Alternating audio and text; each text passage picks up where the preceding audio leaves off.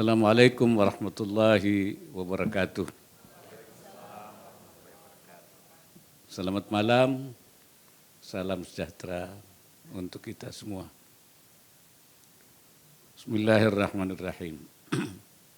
Yang saya hormati Duta Besar Republik Indonesia untuk Republik Tiongkok,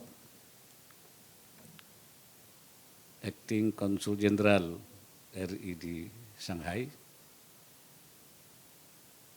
para pengurus organisasi kemahasiswaan dan kemasyarakatan beserta seluruh anggota, masyarakat Indonesia di wilayah akreditasi Kedutaan Besar RI di Tiongkok,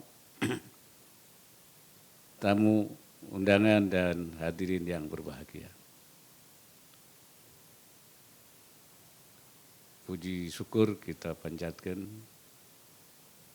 pada Tuhan Yang Maha Esa, Allah Subhanahu wa Ta'ala,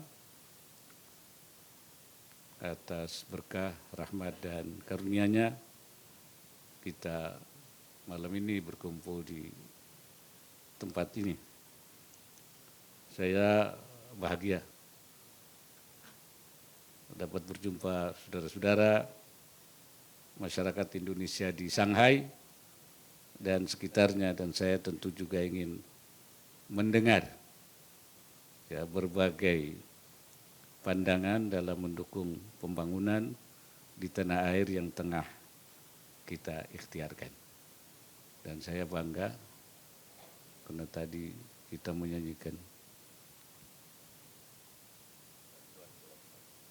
ya Indonesia Raya dan Rayuan Pulau Kelapa. Mudah-mudahan ini tidak menjadikan kita lupa ya, dimanapun kita berada tentang Indonesia, tentang alamnya, tentang masyarakatnya, tentang pembangunannya, bahkan juga tentang tantangan yang dihadapi oleh bangsa kita sekarang ini. Hadirin sekalian, Indonesia dan Tiongkok memiliki riwayat panjang hubungan dan peradaban di masa lalu. Tiongkok dahulu dikenal dengan jalur sutra, jalur perdagangan internasional kuno ya, penghubung antara barat dan timur.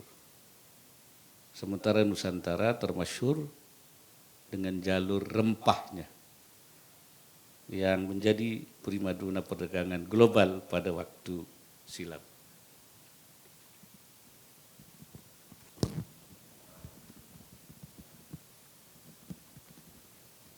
Dan tentu rempah yang banyak ini di tempatnya Pak Duta Besar ini, di Maluku. Kedua jalur tersebut kerap dikatakan sebagai saling terkait. Di dalam sejarahnya perdagangan atau pengelana yang ingin melintasi jalur rempah harus juga melalui jalur sutra. Begitu juga sebaliknya. Sejarah mencatat keduanya sebagai lintasan komoditas ekonomi sekaligus pertemuan budaya, pemeluk agama, suku, dan etnis yang majmuk serta pertautan ilmu pengetahuan dan teknologi. Dengan kata lain, jalur sutra dan jalur rempah adalah bagian signifikan dalam pembangunan peradaban global yang plural. Nah, pekerjaan rumah kita selanjutnya adalah bagaimana memaknai fondasi dan kegemilangan masa lalu itu untuk kemaslahatan masa kini dan masa yang akan datang. Di masa ini kita menyaksikan histori jalur sutra mengalami rekapitalisasi oleh Tiongkok sebagai kebijakan baru perdagangan, investasi, konektivitas, dan kemitraan lintas negara. Demikian pula Indonesia tengah meneguhkan visi sebagai poros maritim dunia yang berdaulat, maju, mandiri, kuat, dan berkontribusi positif bagi perdamaian regional dan global. Dalam semangat inilah Indonesia mendorong revitalisasi jalur rempah baik dari aspek komoditas ekonomi, konektivitas lintas pulau, maupun penguatan relasi sosial dan budaya yang toleran, moderat, dan inklusif. Harapannya jalur rempah tidak hanya sebatas sisa peninggalan kejayaan kuno, kejayaan masa lalu, tapi justru bisa membuka peluang besar bagi kesejahteraan dan di masa yang datang. Hadirin sekalian, tantangan situasi geopolitik dan geoekonomi dunia saat ini menuntut rangkaian skenario transformasi tatanan universal, di antaranya perubahan kekuatan ekonomi dunia, bahkan mungkin perubahan kekuatan politik dunia dari masa ke masa. Peningkatan populasi penduduk dan transformasi ekonomi telah mengubah negara-negara berkembang di Asia menjadi negara maju, sekaligus pemain ekonomi baik di lingkup regional maupun global. Negara-negara Asia memiliki kekayaan budaya yang unik, semangat solidaritas, dan ilmu pengetahuan berbasis kearifan lokal sebagai modal sosial dari semangat abad Asia. Negara-negara Asia memiliki sebagaimana upaya Tiongkok untuk menjadi kekuatan dunia dan regional dengan pendekatan pembangunan yang damai, Indonesia juga terus memperkuat langkah-langkah sebagai kekuatan regional yang berpengaruh sebagai jembatan di kawasan Asia Pasifik.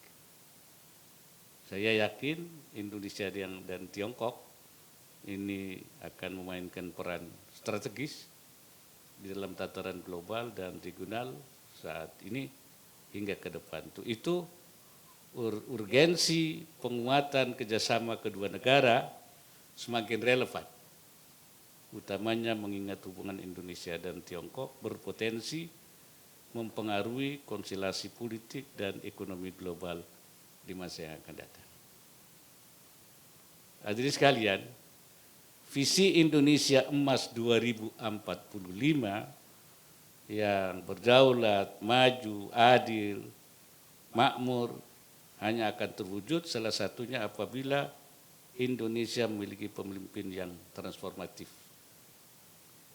Pemimpin transformatif niscaya hanya berkualitas, berkarakter, bukan hanya berkualitas dan berkarakter, tapi juga mampu melakukan perbaikan atau mampu secara kontinu melakukan perubahan-perubahan ke arah yang lebih baik lagi.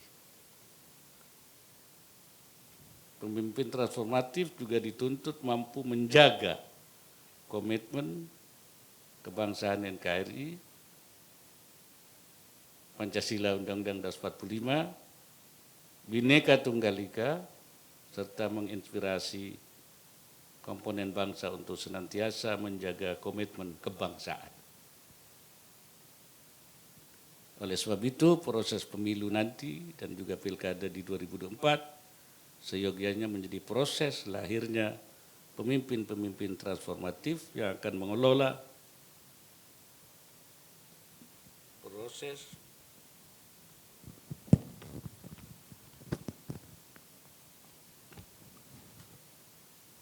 pembuahan kebijakan negara baik di level nasional maupun juga di level daerah. Selain mengelola transformasi ekonomi yang inklusif dan berkelanjutan, para pemimpin kelak juga diharapkan mampu menjelmakan visi Indonesia sentris.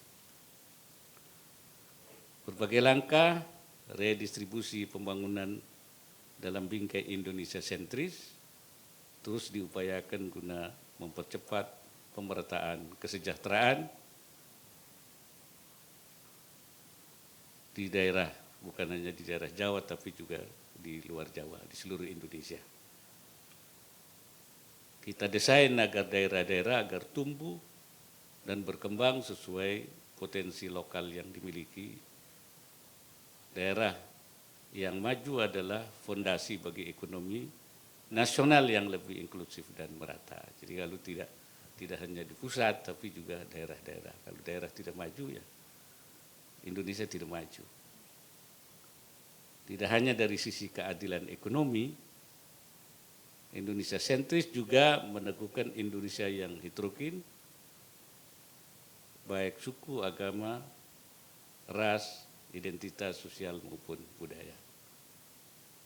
Saya selalu sampaikan bahwa Indonesia adalah negara kesepakatan. Jadi di antara seluruh bangsa itu, bukan milik satu kelompok. Kalau bahasa orang agama itu nyebutnya Darul Mitsaq, daerah kesepakatan, yang dibangun atas kesadaran kolektif masyarakat yang majemuk. Untuk itu, prinsip toleransi, anti kekerasan, komitmen kebangsaan, serta akomodatif terhadap budaya lokal dan perkembangan zaman itu merupakan praktek yang wajib kita rawat bersama. Saya ingin menyampaikan beberapa pesan dalam penguatan kebangsaan Indonesia. Pertama, diaspora Indonesia perlu menggali aspek-aspek positif di luar negeri sebagai bekal untuk mengusung perbaikan Indonesia. Jadi tidak sekedar tinggal di luar negeri, hanya tinggal makan, minum, dan menikmati, ya. Tetapi juga aktif menjadi duta-duta yang membangun citra, nama, dan eksistensi Indonesia. Yang kedua, terus jaga harmoni, solidaritas, dan kerukunan sesama masyarakat Indonesia di luar negeri. Agenda nanti pemilu 2024, jangan sampai memecah ikatan kebangsaan. Nah, mari rayakan pemilu dengan kegembiraan dan jauh dari sikap permusuhan. Dan ikut terus ya, jangan tidak ikut pemilu. Ya, saya harapkan ikut. Sudah daftar semua sebagai partisipasi kita untuk mencari pemimpin yang terbaik di negeri ini. Tapi perbedaan pilihan jangan sampai membuat kita bermusuhan atau berseteru. Ketika alangkah baiknya kita terus memilih dan memilah informasi yang tepat dan terus mencegah hoax dan menghindari benturan pandangan yang keras. Gunakan kemajuan digital untuk mengabarkan pesan yang benar, yang sahih, yang santun, dan penuh kebaikan. Terakhir, saya akan terus menanti gagasan dan pandangan dari masyarakat Indonesia di Tiongkok sebagai pengayaan formulasi kebijakan nasional Indonesia serta bagian dari agenda transformasi ekonomi Indonesia yang inklusif dan berkelanjutan.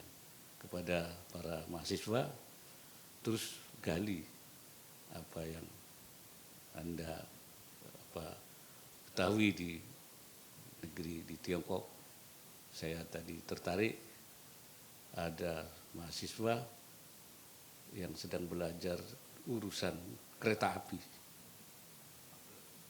Ya, S1-nya di Nanning ya. Dia belajar kereta api cepat.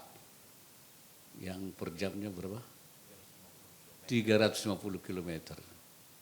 Dan sekarang dia berada di Shanghai untuk belajar kereta api maglev yang kecepatannya 650 km per jam. Wah ini saya kira ini perlu. Saya tanya ada berapa mahasiswa kita di sini yang belajar urusan kereta api cepat? Katanya baru satu sendirian. Ya, ini kita bangga, saya bangga. Indonesia akan memiliki ahli-ahli dalam berbagai. Ternyata ada kereta api cepat, ada kereta api lebih cepat lagi ya, per jam. Saya tertarik dengan. Nah, saya anjurkan Indonesia memerlukan sumber daya manusia yang unggul. Dan kita sedang mengalami persaingan global. Jadi Anda mahasiswa terus sekali. Tapi saya minta nanti pulang. Ya, abdikan ilmu kalian untuk bangsa dan negara. Itulah Indonesia yang kita miliki. Indonesia Raya. Ya, ya. Itu nanti di belakang saya minta ada dinyanyikan Bagimu Negeri. Ya. Jadi ya di penutupnya Bagimu Negeri aku berbakti.